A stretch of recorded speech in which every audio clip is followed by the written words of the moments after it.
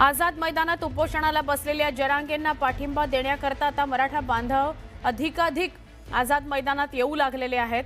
CSMT इथं आमचे प्रतिनिधी आहेत सचिन तोडकर, तर त्यांच्याशी बोलूया। सचिन, सीएसएमटी स्थानक अत्यंत महत्त्वाचं स्थानक, आज या सीएसएमटी स्थानकामध्ये कालच्या सारखीच परिस्थिती आहे का? पूर्णपणे हे सीएसएमटी स्थानक भरलेलं आहे का या मराठा आंदोलकांनी?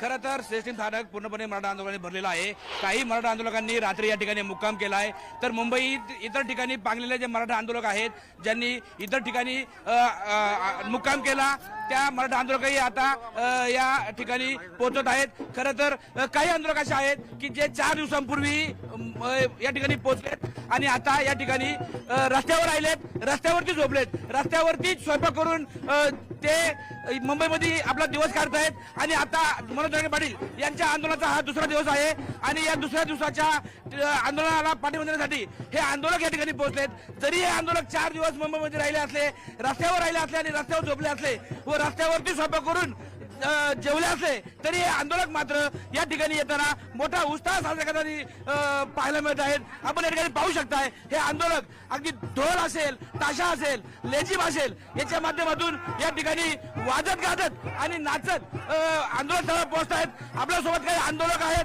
आपण त्यांच्याकडे संपर्क साधूया। बाबा, काय सांगाल, कुठून आले तुम्ही, कधी आले? पाटोदा तालुका चोंबळी, बीड जिल्हा। कधी आले तुम्ही मुंबईमध्ये? 4 दिवस झालं, 4 दिवस। राहायची वगैरे काय सोय? काय सोय नाही, पाण्यात झोपलोत, पाण्यात रस्त्यावर झोपलोत। बाबा, कुठून आले तुम्ही? आम्ही शिवरी चौकात हॉटेल नाही चालू, चहा मिळाला आम्हाला, पाणी मिळाला, काहीच मिळाला। काय आमची गैरसोय केली, आमची अवस्था काय आहे? तुम्ही मुंबईमध्ये कधी आलेत? संडास नाही, बाथरूम नाही। तुम्ही मुंबईमध्ये कधी आलेत? 4 दिवस झाला आलेलो। बर, आता तुम्ही तुमची 4 दिवस अवस्था बेकार आहे, तरी पण तुम्ही वाजत गाजत नाचत आंदोलन स्थळावरती आलात, काय सांगाल? सांगू, आम्हाला एकच आरक्षण पाहिजे। कधीपर्यंत मुंबईमध्ये थांबणार आहे? आरक्षण घेतल्याशिवाय हलणारच नाही। आरक्षण घेतल्याशिवाय हलणार नाही असं या ठिकाणी आंदोलक म्हणतायत। आपण या ठिकाणी पाहू शकताय हे बाबा या ठिकाणी बोलतायत। बाबा, काय सांगाल, काय सांगाल बाबा? 6 वाजेपर्यंत निर्णय जर नाही दिला तर सगळं बंद करून टाकणार आहेत आम्ही। मनोज जरांगे पाटलांनी मात्र शांततेने आंदोलन करायचं आवाहन केलंय। तुम्ही बंद करायची भाषा करताय, हे संयुक्तिक नाहीये। आंदोलन आम्ही आमचं बंद करून आम्ही एका जागेवर बसणार इथं। आम्ही चौकात आंदोलन करून अख्खी मुंबई बंद करणार आहे। मनोज दादा जर गेला तर ह्यांचं काय घ्यायचं?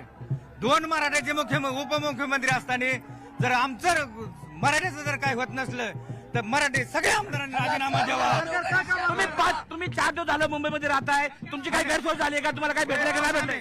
इतक्या चिखलात झोपलो, गुडघेत केला, पाण्यात राहिलो, वडापाव बंद केला, हॉटेल बंद केले, जेवणाची व्यवस्था नाही। त्याच्यामुळं आम्ही आता आंदोलन उग्र करणार आहे। आंदोलन उग्र करण्याचा इथं म्हणतात। एक मिनिट, खरं तर मनोज जरांगे पाटील यांनी आव्हान केलंय, आपल्याला कोणतंही निदर्शन करायचं नाही, शांततेच्या मार्गाने आपल्याला आंदोलन करायचंय। तुम्ही मात्र उग्रतेने बोलताय, हे तुम्ही तुमच्या नेत्याचं मानणार नाही का? आम्ही आमच्या नेत्याचं 100% मानणार, पण आमच्या नरडेवाले माणूस किती दिवस उपाशी राहू शकतो? 4 दिवस माणूस उपाशी आहे।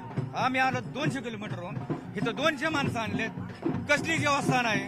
तिथं त्या आझाद मैदानावर गुडघ्यात केलं पाणी आहे, त्यात माणसं बसलेत, माणूस किती वेळ जगू शकतो? तुम्ही 4 दिवस उपाशी आहेत, मात्र आता वाजत गाजत नाचत पुन्हा मनोज जरांगेला सपोर्ट देण्यासाठी आझाद मैदानावर निघलेत, काय सांगाल?